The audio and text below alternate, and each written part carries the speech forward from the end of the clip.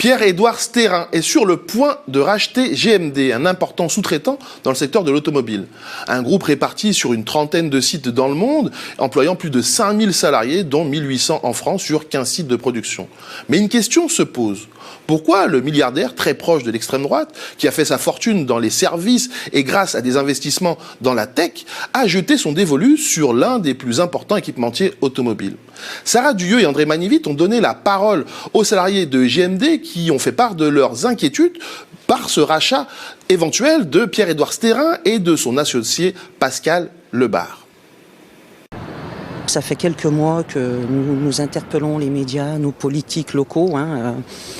Et aujourd'hui, on n'a toujours pas de clairvoyance, malgré des mois de lutte et puis d'intervention. Alors nous, ce qu'on demande, c'est parce que c'est vrai que nous, sur Mollinges, en 2021, il y a la fonderie MBF qui a fermé. Ça a été une catastrophe au niveau local. Ça a impacté notre hôpital, ça a impacté nos commerces, nos écoles. Et là, dans cette usine, il y a des familles. Des couples qui travaillent, qui ont des enfants, qui font des études. Et aujourd'hui, on vit au jour le jour. On a une épée Damoclès sur la tête. Et c'est vrai que on a peur, parce que même dans cette entreprise de 100 salariés, nous avons avec nous des anciens MBF. Et c'est vrai qu'ils ont l'impression de revivre, de revoir le même vécu qu'il y a 4 ans, quoi. Il y a 4 ans. Alors nous, voilà, ce qu'on veut, c'est des garanties derrière. Aujourd'hui, il y a un futur racheteur, mais il ne met rien sur la table. Ce qu'on met en avant aujourd'hui, il y a une gestion opaque de ce processus de cession du groupe GMD. On est inquiet, d'autant plus que le seul repreneur au jour d'aujourd'hui, c'est Montion, donc qui est représenté par monsieur Pascal Lebard, dont on connaît un petit peu son passé. Et aujourd'hui, au niveau de l'intersyndicale, on est en majorité très inquiet parce qu'aujourd'hui, il y a eu des repreneurs, d'autres repreneurs, il y a eu d'autres visites.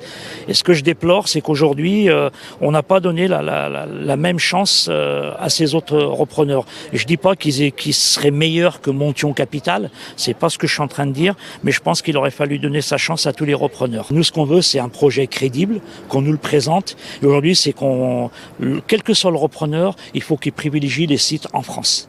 L'objet de la réunion, collectivement, vu qu'on n'a pas de réponse à nos questions, on a sollicité un cabinet d'avocats pour qui nous assiste par rapport à notre dossier. Voilà. Donc voilà, aujourd'hui, les clients prétextent que tant que le groupe GMD n'a pas été cédé à un repreneur qui tient la route, on n'aura pas de marché. Et aujourd'hui, nous, pendant que la cession dure, pendant que l'État, toutes les parties prenantes, les banques, le CIRI discutent entre eux, nous en attendant, je prends l'exemple sur RIE, on perd des produits. Et ces produits-là, on n'a rien pour les remplacer.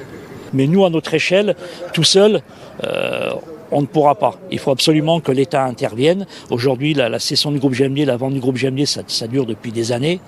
Donc voilà, aujourd'hui, nous faire croire qu'il n'y a qu'un seul repreneur, on n'y croit pas trop. Il y a des tas de solutions qui existent.